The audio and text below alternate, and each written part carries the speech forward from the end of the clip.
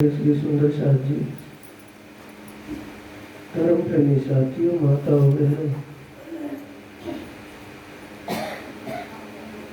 आपकी इस पावन नगरी में पारब्रह्म परमात्मा की असीम कृपा और आदि सतगुरु की प्रेरणा से ब्रह्म ज्ञान चर्चा का प्रोग्राम बना आयोजन हुआ, जिसमें आप सबको आत्मीय ज्ञान की चर्चा सुनने को मिल रही है। और आत्मीय ज्ञान सुनकर के आपको उसके विषय में समझ बढ़ रही है, जिससे हृदय का अंधकार समाप्त हो रहा है। अज्ञान और भ्रम का अंधकार जो हृदय में समाया हुआ है वो दूर हो रहा है। हृदय में आत्मीय ज्ञान का प्रकाश हो रहा है। ये आत्मा का एक बहुत ही अनमोल समय है, बेशकीमती समय है। ये आत्मा का अपने जागृति का समय ही उसका अपना समय है। बाकी पूरा जीवन तो तन और तन संबंधियों के लिए ही गुजर रहा है। तन की सोर पाने के लिए, तन संबंधियों की जरूरतों को पूरा करने के लिए ही हम अपना जीवन व्यतीत कर रहे हैं। अपने लिए तो वो ही समय है जिस समय हम आत्म जागने के भी समय है।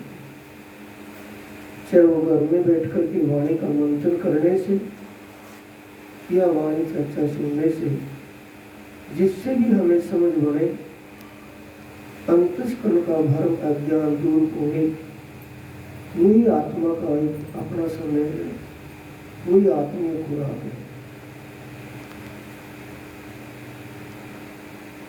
कल तक की हमारी चर्चा रही थी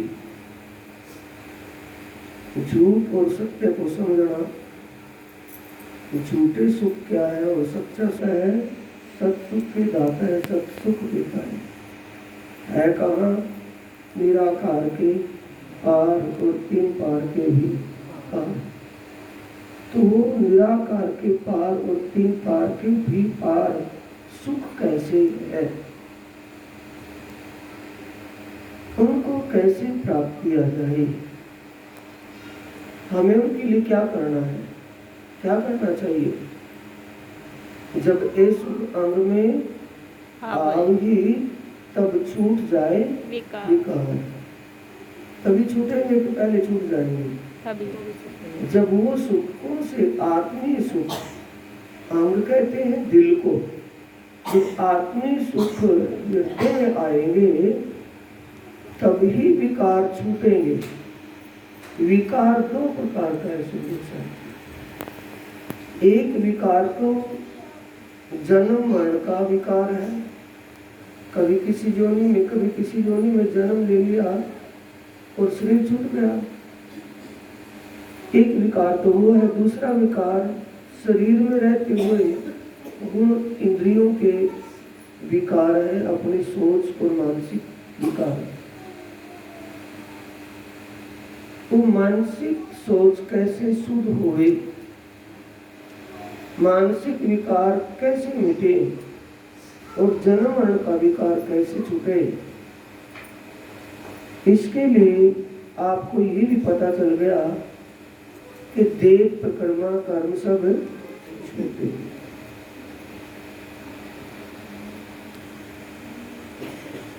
ये आपको इस आत्मीय ज्ञान के द्वारा पता चल रहा है कि वैसे ही पता चल गया?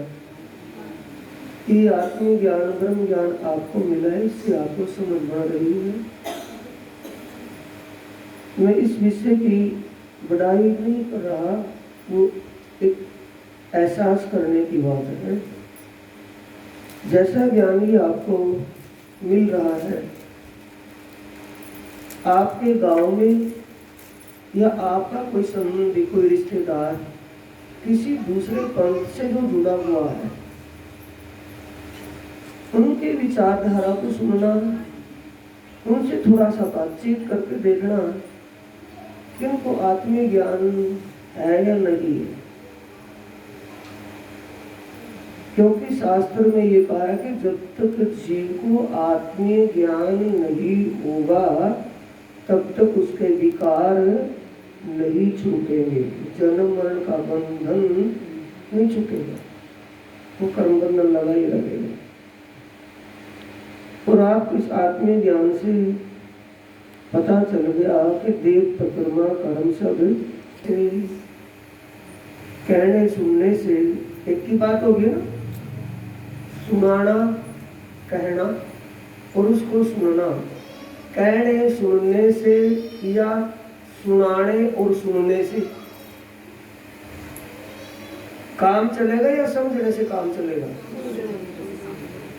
क्योंकि कहने सुनने से तो वही गति हो जाएगी जैसे वाणी में ग्रंथ परिक्रमा, उसका प्रकरण चौथा प्रकरण है, जिसमें जो प्रकरण का नाम है सूर्य इश्क पैदा होने की, कि परमधाम उस परमात्मा की शोभा और परमात्मा के धाम की लीला और उनमें मिलने वाले सुख, परमात्मा की श्रृंगार शोभा और परमात्मा के धाम में होने वाली लीलाएं जिनसे आत्माएं आनंद में आनंदित होती हैं, वो तुम्हारे दिल में कैसे बसे?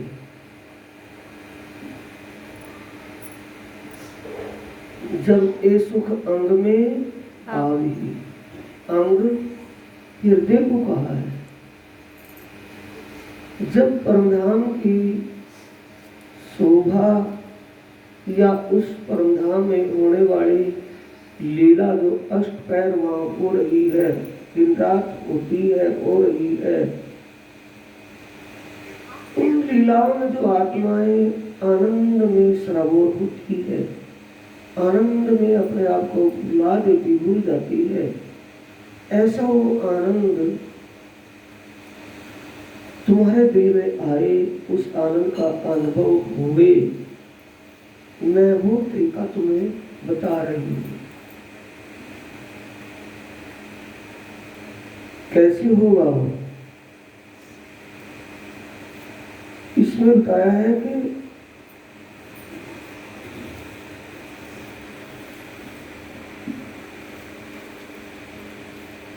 निस्दिन रंग मोलन में सात श्याम याद करो सुख सबो अंगों जो करते आठों या। आठवां दिन रात परमधाम में रंग महल में पहली भूम से 10वीं भूम तक आत्माएं किन किन भूमों में कब कब किस समय वो सुख लेती है। उसके बाद परमधाम के किन दिशाओं में, किन वनों बगीचों में, किन पहाड़ ही मोलातों में आनंद लेती है, उनको अपने हृदय में स्मरण कीजिए। याद करने का मतलब अपने सुरता, अपना चित्त वहां की शोभा, परमधाम की शोभा और परमधाम की लीला में लगाएं, उसका अंतर मन से सुमरण करें। सुमरण का मतलब सुरता वहां लगाएं, चित्त वृत्ति उसमें लगाएं। जब हमारे चित्त से संसार की कोई भी बात, कोई भी काम जरूरी है, वो जरूरी ना होकर सिर्फ हमारा ध्यान उस शोभा में लीन हो रहा हो गया हो, उस हालात, उस स्थिति को कह रहे हैं, याद करो सुख सब अंगों। सब अंगों का मतलब हाथ पांव भी तो अंग है ना शरीर के। हाथों से पांव से इन अंगों से याद करने के लिए कह रहे हैं। या हृदय के 4 पार्ट होते हैं, 4 अंग, मन, चित्त, बुद्धि, अहंकार। अहम भाव जब आता है तब हम काम करने के लिए तैयार हो जाते हैं। जब तक विचार भी नहीं होता, अगर अहम का भाव ना आए, करने का, किसी काम करने की रुचि ना हो, क्या काम हो जाएगा। अब तो समझोगे रुचि तब बढ़ती है जब अहम भाव दिल में अंकुशता है, तब वो काम करने की रुचि दिल में आती है कि मुझे ये करना है। मन से मनन करना, उसको समझना, मनन करना, बार बार वो बात दिमाग में लेनी है।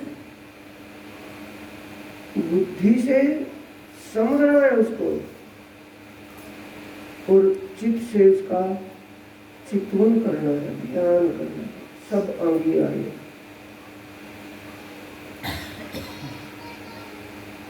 चौकस कर चित्त दीजिए आत्म को ए धन। आत्मा की खुराक क्या है? परम धाम और परमात्मा की शोभा। उस लीला में जब सुरता लगती है, ध्यान चित्त उसमें लग जाता है, संसार की बातों से ध्यान हट गया, संसार की कोई बात चित्त में नहीं, चित्त में सिर्फ परमधाम की शोभा और लीला की बसी हुई है। सूरता संसार की सब बातों से, सब कामों से हटकर वहाँ ही लीन हो रही है। तो इसे कैसे? चौकस कर चित्त दीजिए आत्म को ए धन। जब ऐसा चौकस का मतलब बिल्कुल वहाँ लो लगी हुई है, ध्यान चित्त उसमें लगा हुआ है, तो ऐसे में आत्मा को सुख मिलेगा या दुख? ऐसी हालात, ऐसी अवस्था, ऐसी स्थिति में हो जाने के बाद आत्मा को आनंद का एहसास होगा या दुख का? तो वो आनंद का एहसास होना क्या है? उसकी खुराक है। खुराक है, जैसे उसमें मछली को हम थोड़े पानी के एक थोड़ी लेट में कंडोकरे से पानी पड़ा, उसमें से उठा करके बड़े तालाब में छोड़ दें तो मछली कहाँ दौड़ेगी?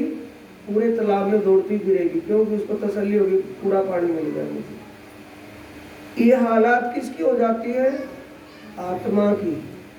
जब आत्मा संसार से निखखरी होकर के सुरता संसार की सब बातों से हटकर, चौकस कर का मतलब संसार की सब बातों को दिमाग चित्त से हटाकर सुरता जब उसमें लीन हुई हो, तो उसमें उसको आनंद आ रहा है, आनंद का अनुभव हो रहा है, आनंद का एहसास हो रहा है। वहां से सुरता हटाने के लिए मन नहीं करता, सुरता हटने के लिए तैयार नहीं है। शरीर शिवा में बंधा हुआ है। जब काफी लंबे समय तक ध्यान में बैठे रहे तो शरीर अंग ये काम छोड़ने लगता है, बैठने में समर्थ लंबे समय तक नहीं हो पाता। तो किसी भी कारण से जब ध्यान वहां से टूटता है, ध्यान वहां से खुलता है, तो आत्मा को कैसा लगता है कि मेरा कुछ खोया गया। ऐसा होगा नहीं होगा? तो क्या थी? आत्मा की खुराक थी वो, या क्या थी? उसको खुराक मिली तभी तो उसमें लीन थी। वो मछली की तरह दौड़ रही थी उसी में, पूरे परमधाम के 25 पक्षों की शोभा लीला में वो अपने आप को खोए बैठी थी, भूली बैठी थी। ऐसी हालात में हुई थी। जब वहां से ध्यान हटा, ध्यान टूटा, ध्यान खोल लिया, तो कैसा लगेगा? और भी और भी मैं वहाँ ध्यान लगाती या उस आनंद का और भी अनुभव करती, उस आनंद का एहसास करती, आनंद में और भी आनंद लेती। कि आत्मा का धन क्या है?